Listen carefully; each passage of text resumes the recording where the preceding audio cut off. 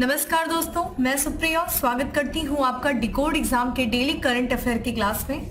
दोस्तों, आज हम अपनी करंट अफेयर की क्लास में डिस्कस करेंगे 2 जून 2 जून से रिलेटेड करंट अफेयर को। तो चलिए दोस्तों, जल्दी से आप सभी लोग सेशन से जुड़ जाइए। सेशन को आप सभी लोग शेयर कर लें और जैसा कि मैं उम्मीद कर रही हूँ आप सभी लोग बहुत ही अच्छे से होंगे और साथ ही साथ अपनी अच्छे से प्रिपरेशन कर रहे होंगे। और इसके ही साथ जैसा कि मैं आपसे डेली कहती हूँ दोस्तों कि डेली करंट अफेयर की जो पीडीएफ है वो टेलीग्राम ग्रुप पे अवेलेबल होती है। तो कोशिश क्या करिए, वहां से जो है पीडीएफ को डाउनलोड करके अपनी शॉर्ट नोट्स बनाए करें और रिवीजन भी करें, क्योंकि जैसा कि अगर आप लोग पेपर का पैटर्न देख रहे होंगे तो करंट अफेयर जो है अपने आप में काफी ज्यादा वेटेज और इंपॉर्टेंस रखता है।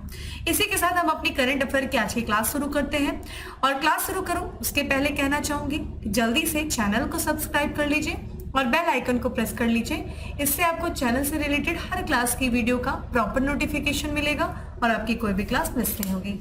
स्टार्ट करते हैं दोस्तों अपनी क्लास। और आज की क्लास में हमारा सबसे पहला प्रश्न है कि किसे वैश्विक जलवायु परिवर्तन पैनल के लिए सलाहकार समिति में नामित किया गया है। तो वैश्विक जलवायु परिवर्तन पैनल के लिए सलाहकार समिति में जिसे नामित किया गया दोस्तों, ऑप्शंस आप देख रहे हैं और इसका जो करेक्ट आंसर है वो है ए, मुकेश अंबानी। तो भारतीय बिजनेस टाइकून है, ठीक है, मुकेश अंबानी। इन्हें United nation framework convention on climate change के पार्टियों के सम्मेलन यानी कि COP 28, ठीक है, कॉन्फ्रेंस ऑफ पार्टीज COP 28 के सत्र के लिए सलाहकार समिति में नामित किया गया। तो देखिए, सलाहकार समिति बनाई गई COP 28 जो कि इस साल आयोजित होने वाला है। इस सलाहकार समिति में भारत के जो बिजनेसमैन है दोस्तों, मुकेश अंबानी, उनको शामिल किया गया है। यह समिति देखिए क्या करेगी, तो जलवायु परिवर्तन पर कॉन्फ्रेंस ऑफ पार्टीज के 28वें सत्र के मार्गदर्शन और सलाह देने का काम करेगी, ठीक है।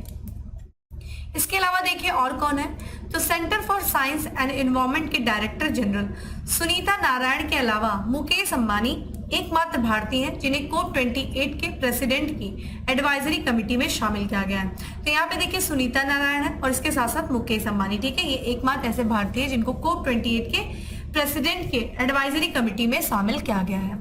दोस्तों बात कर ले COP 28। दोस्तों COP 28 जिसका आयोजन इसी दिसंबर, ठीक है, नवंबर से दिसंबर में आयोजित होने वाला है। कहाँ पे दोस्तों, तो दुबई में, जो कि यूएई का सबसे बड़ा शहर है, ठीक है, तो यूएई में आयोजित होने वाला है। अगर हम बात करें COP 28 तो ये यूएई एडवाइजरी कमेटी 6 महाद्वीपों के क्लाइमेट एक्सपर्ट को एक साथ लाती है जो पॉलिसी, इंडस्ट्री, एनर्जी, फाइनेंस और सिविल सोसाइटी को रिप्रेजेंट करते हैं। इस समिति में देखिए कितने सदस्य दोस्तों, 31 सदस्य हैं, जिसमें मुकेश अंबानी को भी शामिल किया गया है। तो आपके लिए इंपॉर्टेंट, सबसे इंपॉर्टेंट तो है COP 28 कहाँ दोस्तों, यूएई में, यूएई के शहर दुबई में। अगर आपसे पूछा जाए दोस्तों COP 27, ठीक है, कहाँ पे हुआ था, इजिप्ट में हुआ था, ठीक है, ये इंपॉर्टेंट है। चलिए दोस्तों बात करते हैं हम अपने अगले प्रश्न की। अगला प्रश्न हमारा स्पोर्ट्स से रिलेटेड है कि चेन्नई सुपर किंग्स ने किसे हराकर या किसको हराकर IPL 23 का खिताब जीता है। तो IPL का जो है IPL 2023 का फाइनल हो गया है, जिसमें चेन्नई सुपर किंग जो है ये विजेता टीम रही है।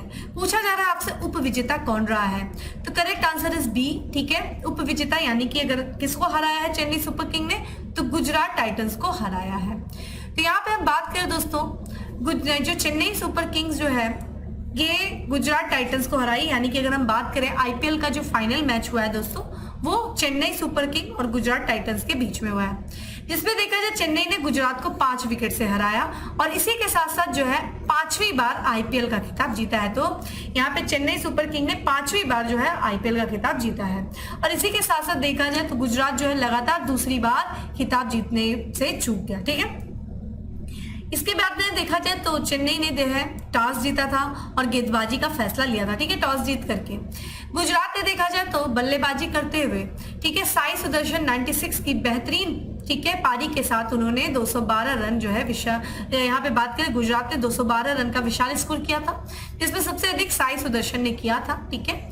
अब बात कर लेते थोड़ा सा कुछ इंपॉर्टेंट फैक्ट की। देखा जाए जीत का जो चेक मिला है वो किसको मिला है दोस्तों, MS धोनी को, चेन्नई सुपर किंग के जो कैप्टन है। वही हार्दिक पांड्या को जो है उप विजेता की ट्रॉफी मिली है। आपसे पूछा जाए ऑरेंज कप किसको मिला है, तो ये शुभम गिल को मिला है। पर्पल कप मोहम्मद शमी को। शुभम गिल को देखें ये मोस्ट वैल्यूएबल प्लेयर का भी अवार्ड मिला है सीजन का। वही देखा जाए तो डेवोन यहाँ पे कॉनवे को प्लेयर ऑफ द मैच का खिताब मिला है। ठीक है, तो दोस्तों ये कुछ इंपॉर्टेंट चीजें थी जो कि आपके इससे रिलेटेड थी आईपीएल से, और प्रश्न यहाँ से पूछा जाता है। अब बात करते हैं दोस्तों अगले प्रश्न की। अगला प्रश्न है कि किस राज्य के समीर पांडे ऑस्ट्रेलिया में मेयर का पद संभालने वाले पहले भारतीय बने। देखिए इस टाइप के प्रश्न इस बार पीसीएस में भी आया था, ब्रिटेन के मेयर के बारे में पूछा था। तो यहाँ से आपसे ये भी पूछा जा सकता है आने वाले आगामी एग्जाम में, ऑस्ट्रेलिया का मेयर पद इन्होंने संभाला है और ये पहले भारतीय बने हैं, इसलिए मोस्ट इंपॉर्टेंट हो जाता है। चूंकि ये भारतीय है तो किस राज्य से संबंधित है, ये और भी इंपॉर्टेंट है, ये बिहार से संबंधित है। ठीक है, आइए बात दोस्तों इसके बारे में हम लोग देख लेते हैं। तो दोस्तों यहाँ पे हम बात करें 22 मई को जो है पैरामेटा काउंसिल के शहर ने, ठीक है, जो कि ऑस्ट्रेलिया का शहर है, यहाँ पे भारतीय मूल के, जो कि बिहार से संबंधित है, भारतीय मूल के पार्षद समीर पांडे को सिडनी ऑस्ट्रेलिया में, ठीक है, परमट्टा शहर में के लॉर्ड मेयर चुना गया। बहुत इंपॉर्टेंट है दोस्तों ये प्रश्न, देखिए बताया भी मैंने अभी कि इस बार पीसीएस में इस तरह का प्रश्न पूछा गया था, इसलिए ये इंपॉर्टेंट प्रश्न बन जाता है। और ध्यान रखिएगा लॉर्ड मेयर के, ऑस्ट्रेलिया में लॉर्ड मेयर के पद पे चुने जाने वाले ये पहले जो है भारतीय मूल के पहले व्यक्ति बने हैं। इसके बारे में बात करें तो यहाँ पे देखा जाए दोस्तों, तो ये देखा जाए तो समीर पांडे को चुनाव जो है प्रधानमंत्री नरेंद्र मोदी की ऑस्ट्रेलिया यात्रा के साथ हुआ था। जैसा कि आपको पता है पिछले मंथ जो है प्रधानमंत्री जी 3 देशों की यात्रा पे गए थे, फिजी, पापुआ न्यू गिनी और ऑस्ट्रेलिया। ऑस्ट्रेलिया के दौरान जो यात्रा थी, जो कि उनकी अंतिम चरण की वो यात्रा थी, ठीक है, इन 3 देशों के दौरान, तो वहां पे जो है इस दौरान इस चुनाव को हुआ था। ऑस्ट्रेलियाई जो प्रधानमंत्री दोस्तों एंथनी अल्बनीज, उन्होंने प्रधानमंत्री नरेंद्र मोदी को समीर पांडे के पहले भारतीय मूल के महापौर के चुनाव के बारे में सूचित किया था। ठीक है, तो ध्यान रखिएगा जो पहले भारतीय मूल के जो है सिडनी ऑस्ट्रेलिया में जो परमट्टा शहर है वहां के जो लॉर्ड मेयर बने हैं वो समीर पांडे बने हैं, जो कि भारतीय मूल के और बिहार से संबंधित है। अगले प्रश्न की तरफ बढ़ते हैं। अगला प्रश्न है कि किस राज्य सरकार ने मो घर आवास यानी कि माई होम आवास योजना शुरू की है। तो मो घर आवास योजना किसने शुरू किया है, ये किया है दोस्तों उड़ीसा ने। ठीक है, तो उड़ीसा सरकार ने दोस्तों मो घर आवास योजना की घोषणा की है। ठीक है, कौन सी, मो घर आवास।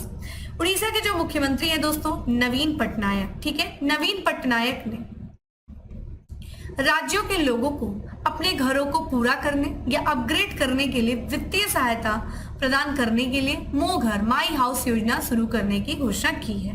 ठीक है, यह योजना देखिए ऐसे सभी परिवारों को कवर करेगी जो मौजूदा आवास योजनाओं से छूटे हुए हैं। ठीक है, तो जो कुछ भी मौजूदा जो आवास योजना है उसमें जो घर जो है कवर नहीं हो पा रहे, उन सभी घरों को ये मो घर आवास योजना के तहत कवर किया जाएगा। योजना के तहत देखिए जो लाभार्थी होगा उसे जो है 3 लाख रुपए तक का दोस्तों आवास ऋण जो है प्राप्त हो सकता है। और यहाँ पे जो ये आवास ऋण कब तक चुकाया जा सकता है, तो यहाँ पे 1 वर्ष के स्थगन के साथ ही देखा जाए तो छोड़ करके 10 वर्ष में ये चुकाया जा सकता है। ठीक है, ये जो ऋण दोस्तों उपलब्ध किया जाएगा ये 4 स्लैबों में उपलब्ध किया जाएगा, जैसे कि 1 लाख, 1.5 लाख, 2 लाख और 3 लाख। तो जैसा जो विकल्प चुना जा सकते जो चुना जाएगा उस हिसाब से जो है ये 4 स्लैब में ये ऋण दिए जाएंगे। लोन के लिए आवेदन देखा जाए तो ये 15 जून 2023 से शुरू होगा।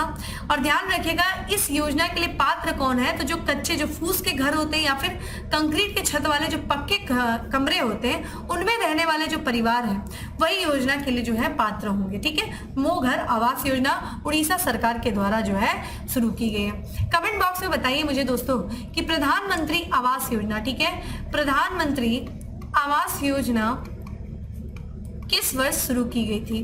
ठीक है, किस वर्ष शुरू की गई थी आप मुझे बताइए। अगले प्रश्न की तरफ बढ़ते हैं। अगला प्रश्न है कि निम्नलिखित में से किसे एपीडा से जैविक प्रमाण प्राप्त हुआ है। एपीडा से किसका जो है उत्पाद को जैविक प्रमाण प्राप्त हुआ है, तो ये अराकू कैफी को प्राप्त हुआ है। मोस्ट इंपॉर्टेंट, इसके बारे में बात करते हैं। तो कृषि और प्रसंस्कृत खाद्य उत्पाद निर्यात विकास प्राधिकरण, एपीडा का फुल फॉर्म है दोस्तों ये। इसने गिरिजन सहकारी निगम विशाखापट्टनम यानी कि आंध्र प्रदेश को अराकू कॉफी और काली मिर्च फसलों के लिए जैविक प्रमाणीकरण प्रदान किया। ठीक है, देखिए अराकू कॉफी और साथ ही साथ काली मिर्च। ठीक है, प्रमाणन में देखिए तो 21,104 एकड़ का व्यापक खेती क्षेत्र शामिल है। कोंडिपा, कालू, ठीक है, लम्मा सिंगी, कपलू, जीके विधि, पैदाउल शाह और एराचुल्लुवु समूह के 1300 किसान कॉफी और काली मिर्च उगाते हैं। ठीक है, बात करें अराकू कॉफी के बारे में, तो इसकी खेती दोस्तों आंध्र प्रदेश की अराकू घाटी में की जाती है। ठीक है, ये देखा जाए आयरन युक्त, जिसमें जो है लोह युक्त जो मिट्टी होती है उसमें इसको उगाया जाता है। इसकी वजह से क्या होता है, ये जो कॉफी है ये धीरे धीरे पकती है। इसके लिए जो हमारी जलवायु क्या होनी चाहिए, दिन गर्म होना चाहिए और ठंडी रात होनी चाहिए। तो ऐसे मौसम में जो है ये कॉफी उगती है। और मिट्टी की बात किया जाए तो लाल लेट्रिक, ठीक है, लेट्रिक मिट्टी में, ठीक है, जो मृदा जो सॉइल होती है रेड लेट्रिक सॉइल में ये उगाया जाता है। तो अराकू कॉफी के बारे में आप लोग ध्यान रखिएगा, कहाँ पे, आंध्र प्रदेश। ठीक है, अराकू घाटी। आपसे ये भी पूछा जा सकता है कि अराकू घाटी कहाँ है, आंध्र प्रदेश। ठीक है, अगले प्रश्न की तरफ बढ़ते हैं। तेलंगाना राज्य सरकार ने राज्य के कितने जिलों में कम से कम एक नशा मुक्ति केंद्र स्थापित किया है? तो कितने जिलों में दोस्तों? 33 जिलों में। ठीक है, तो यहाँ पे बात करें 29 मई को देखिए जो तेलंगाना सरकार ने ये इंफॉर्मेशन दिया, ये बताया कि राज्य के जो सभी 33 जिले हैं उनमें कम से कम एक नशा मुक्ति केंद्र स्थापित किया गया है। ठीक है, यहाँ पे हम बात करें इन केंद्रों में, देखिए क्या है, चूंकि नशा मुक्ति है तो शराब या फिर अन्य जो मादक पदार्थ हैं उन पदार्थों की लत के शिकार लोगों को निःशुल्क उपचार किया जाता है, उन्हें योग, थेरेपी और परामर्श सेवा उपलब्ध कराई जाती है। ठीक है, जैसा कि देखिए जब से जो है, अगर हम बात करें दोस्तों तेलंगाना की, तो दोस्तों तेलंगाना जैसा कि आंध्र प्रदेश से अलग हुआ था, ठीक है, 2 जून 2014 को। ठीक है, आज ही के दिन 2014 को। और फिर उसके बाद बात करें तो ये जो है उसी समय जब से ये खुला तब से वहां पे कोई भी नशा मुक्ति केंद्र नहीं खुला गया, जिस कारण से उच्च न्यायालय ने जो है ऐसे केंद्रों के जो खुलने में विलंब हो रही थी, जिसके कारण से उच्च न्यायालय ने राज्य सरकार की आलोचना की थी। 2014 में जो है आंध्र प्रदेश के बाद जो है पुनर्गठन के बाद जो है आंध्र प्रदेश ने 13 जिलों में 18 नशा मुक्ति केंद्र विकसित किया। देखिए अगर जब से तेलंगाना बना तब से कोई भी नशा केंद्र वहां पे नहीं बना। इसको लेकर के 2016 में हाई कोर्ट में एक जनहित याचिका दायर की गई थी, जिसके बाद राज्य सरकार को जो है सभी जिलों में नशा मुक्ति केंद्र खोलने का निर्देश दिया गया था, निर्देश देने का अनुरोध किया गया था। और फिर सुप्रीम कोर्ट ने ये बात बोली थी, बावजूद इसके अभी तक वहां पे ऐसा कुछ हुआ नहीं, तो वहां के हाई कोर्ट ने इस चीज की आलोचना की, जिसके बाद देखा जाए सरकार जो है तत्काल एक्शन में आई। और वहां पे देखा जाए तो वहां की सरकार ने इंफॉर्मेशन दिया कि 33 जिले जो है तेलंगाना के, वहां पे कम से कम एक नशा मुक्ति केंद्र स्थापित किया गया है। ठीक है, अगले प्रश्न की तरफ बढ़ते हैं, इंपॉर्टेंट है ये। गिरीश चंद्र मुर्मू को किस वर्ष की अवधि के लिए विश्व स्वास्थ्य संगठन के बाह्य लेखा परीक्षक फिर से नियुक्त किया गया? फिर से ये नियुक्त किए गए हैं, ठीक है, विश्व स्वास्थ्य संगठन के। और कितने वर्ष के लिए, किस वर्ष के लिए? तो यहाँ पे बात करें दोस्तों 4 वर्ष के लिए। ठीक है, तो ये भारत के जो नियंत्रक और महालेखा परीक्षक दोस्तों कौन है? गिरीश चंद्र मुर्मू। इनको देखा जाए 2024 से लेकर के 2027 तक, ठीक है, 4 साल की अवधि के लिए विश्व स्वास्थ्य संगठन के बाह्य लेखा परीक्षक के रूप में, ध्यान रखिएगा, फिर से चुना गया है। ठीक है, इसके पहले देखिए इनको 2019 में चुना गया था, 2019 से 2023 तक, ठीक है, इस 4 साल के कार्यकाल के बाद। और फिर इनका जब कार्यकाल ये भी देखिए इसी साल पूरा होने वाला था, जिसके बाद देखा जाए वहां पे जो WHO का जो हेडक्वार्टर है दोस्तों जेनेवा, तो वहां पे जो है विश्व स्वास्थ्य संगठन की जो 76वीं बैठक हुई थी उसमें जो है वोट कराया गया। और वोट में जो है जो चुनाव हुआ उसमें फिर से जो भारत के कैग हैं, ठीक है, गिरीश चंद्र मुर्मू, उनको भारी मतों से वो चुनाव को जीते, फिर से चुनाव उन्होंने जीता। और फिर यहाँ पे देखा जाए तो वो फिर से, ठीक है, विश्व स्वास्थ्य संगठन के जो बाह्य लेखा परीक्षक है उनके रूप में उनको फिर से चुना गया। ठीक है, इसके पहले 2019 से 23, अब 2000 यहाँ पे देखा जाए तो 24 से 27 के लिए चुने गए हैं। इसके अलावा देखिए जो भारत के कैग हैं वो किसमें और भी जो है शामिल है, तो वर्तमान में वो खाद्य और कृषि संगठन, ठीक है, 2025 से लेकर के 25 तक, अंतरराष्ट्रीय परमाणु एजेंसी 2022 से लेकर के 27 तक, रासायनिक हथियारों के निषेध संगठन 2021 से 23 तक, और वहीं देखा जाए अंतर संसदीय संघ के बाह्य लेखा परीक्षक भी हैं। वर्तमान में ये इतने संगठनों के बाह्य लेखा परीक्षक हैं भारत के वर्तमान कैग। ठीक है, तो ये कुछ इंपॉर्टेंट चीजें ध्यान रखेगा। चलिए आप मुझे बताइए, यहाँ पे स्टैटिक्स पोर्शन देखते हैं कि आप मुझे बताइए संविधान में जो है, संविधान के किस भाग में, ठीक है, और किस अनुच्छेद में, ठीक है, कैग के बारे में बोला गया है। चलिए यहाँ पे कुछ और भी नियुक्तियां देख लेते हैं दोस्तों, इंपॉर्टेंट है वो आपके लिए, कि हाल ही में भारतीय सेना के नए मास्टर जनरल सस्टेनेंस के रूप में नियुक्त किया गया किसे? अमरदीप सिंह ओजेला को किया गया है। वही बात करें पावर फाइनेंस कॉर्पोरेशन का नेतृत्व करने वाली पहली महिला बन गई कौन? परमिंदर चोपड़ा बनी है। ठीक है, आते हैं अपने अगले प्रश्न पे कि अटल भूजल योजना सरकार द्वारा किस वर्ष तक बढ़ा दी गई है? अटल भूजल योजना सरकार द्वारा किस वर्ष तक बढ़ा दी गई है? ऑप्शन दोस्तों आप देख रहे हैं और इसका जो करेक्ट आंसर है वो है डी, 2027 तक। ठीक है, तो ये राष्ट्रीय स्तर की संचालन समिति, ठीक है, राष्ट्रीय स्तर की जो संचालन समिति है उसने अटल भूजल योजना को अतिरिक्त 2 वर्षों तक बढ़ाने का निर्णय लिया है। और जैसा कि आपको पता है अटल भूजल योजना जो है वो 2022 में समाप्त हो रहा था, अब जो कि बढ़ा करके 2027 कर दिया गया है। ये कारण क्या है इसके विस्तार का? ठीक है, तो जैसा कि अटल भूजल योजना का जो उद्देश्य था वो कोविड के कारण अपने उद्देश्य को प्राप्त नहीं कर पाया, या फिर उसके क्रियान्वयन में क्या हो गया? देरी हो गई, क्योंकि 2019 को ये योजना शुरू हुई थी। और सामुदायिक व्यवहार परिवर्तन की पहल को और भी बढ़ावा देना, इस उद्देश्य से ये 2 साल का जो है अतिरिक्त समय बढ़ाया गया है। यहाँ पे समिति की बात करें, राष्ट्रीय स्तर की जो संचालन समिति है उसने परियोजना की प्रगति की समीक्षा की और राज्य के अधिकारियों से सभी संबंधित गतिविधियों में तेजी लाने का आग्रह किया। यहाँ पे इस योजना की बात करें तो जल उपयोग दक्षता को बढ़ावा देने में महत्वपूर्ण भूमिका के लिए विश्व बैंक जो है इस योजना की सराहना भी की है। अटल भूजल योजना देखिए ड्रिप सिंचाई, फसल विधिकरण जैसी विभिन्न जल तकनीकों के माध्यम से 4.5 लाख हेक्टेयर को सिंचित क्षेत्र में लाया है। बात कर लेते हैं अटल भूजल योजना के बारे में। देखिए मैंने गलती से 2019 बोल दिया, ये 2020 में लॉन्च हुई थी और इसे 7 भारतीय राज्यों के, यहाँ पे भारतीय देखिए गलत लिखा है, ठीक है, 7 भारतीय राज्यों की 80 जिलों में इसे लागू किया जा रहा था। योजना का जो मुख्य फोकस है दोस्तों वो संरक्षण और स्मार्ट जल प्रबंधन की दिशा में सामुदायिक व्यवहार परिवर्तन लाना है। ये योजना देखिए जल दक्षता में सुधार के लिए नवीन सिंचाई तकनीकों को भी जो है प्रोत्साहित करता है। ध्यान रखिएगा, तकनीकी जो है सिंचाई तकनीकी को भी प्रोत्साहित करता है। इसमें विभिन्न राज्यों के विभिन्न सफल प्रथाओं को अपनाया गया है। भूजल पुनर्भ्रमण और मांग पक्ष के हस्तक्षेप पर यह केंद्रित है। ठीक है, तो ये ध्यान रखिएगा, इस योजना के बारे में भी योजनाओं का क्रम पूछ देता है कई बार। चलिए अब बात करते हैं अपने अगले प्रश्न की कि जो कि दिवस से संबंधित है कि हाल ही में कब विश्व तंबाकू निषेध दिवस मनाया गया? कब मनाया गया? 31 मई को मनाया गया।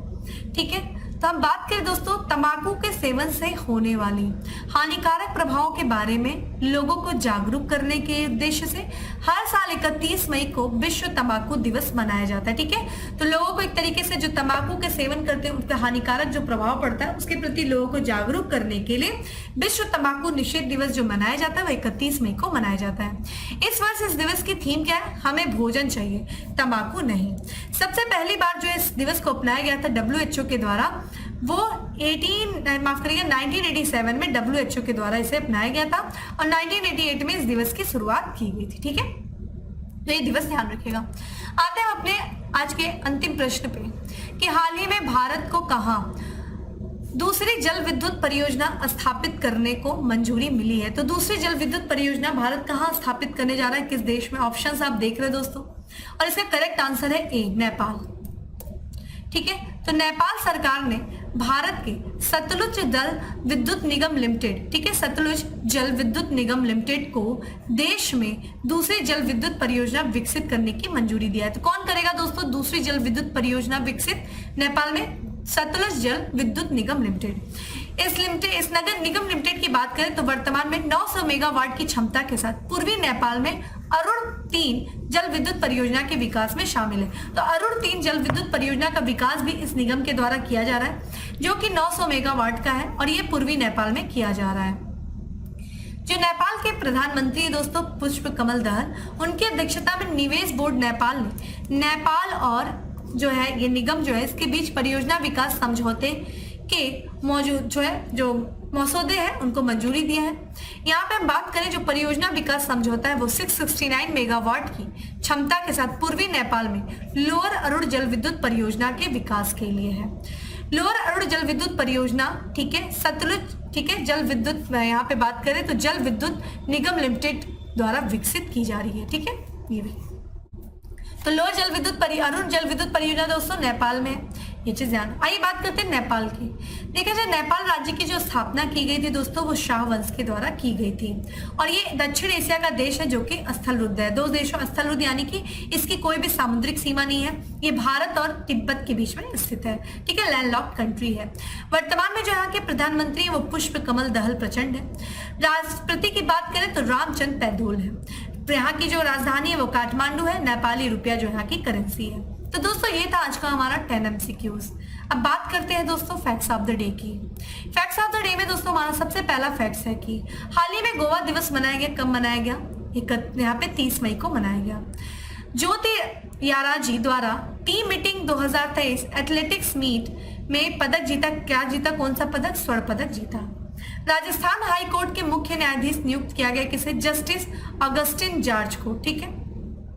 State bank of India report के अनुसार वित्त वर्ष 2023 में भारत की जीडीपी वृद्धि दर रहने का अनुमान है कितना? 7.1%। बॉम्बे हाई कोर्ट के मुख्य न्यायाधीश के रूप में शपथ लिया किसने लिया? रमेश जी धानुका ने लिया, ठीक है। तो दोस्तों ये था आज का हमारा करंट अफेयर। उम्मीद करते हैं दोस्तों आपको अच्छा लगा होगा। अच्छा लगा है दोस्तों तो लाइक कर दीजिए, शेयर कर दीजिए ज्यादा से ज्यादा लोग के बीच में। बाकी डेली करंट अफेयर की PDF है वो आपको टेलीग्राम ग्रुप पे मिल जाएगी, जिसका लिंक आपको डिस्क्रिप्शन बॉक्स में दिया हुआ है। जाइए डाउनलोड करिए और लग जाइए अपने प्रिपरेशन में। फिर मिलते हैं दोस्तों अगले सेशन में। तब तक के लिए bye, have a good day, stay safe and stay healthy.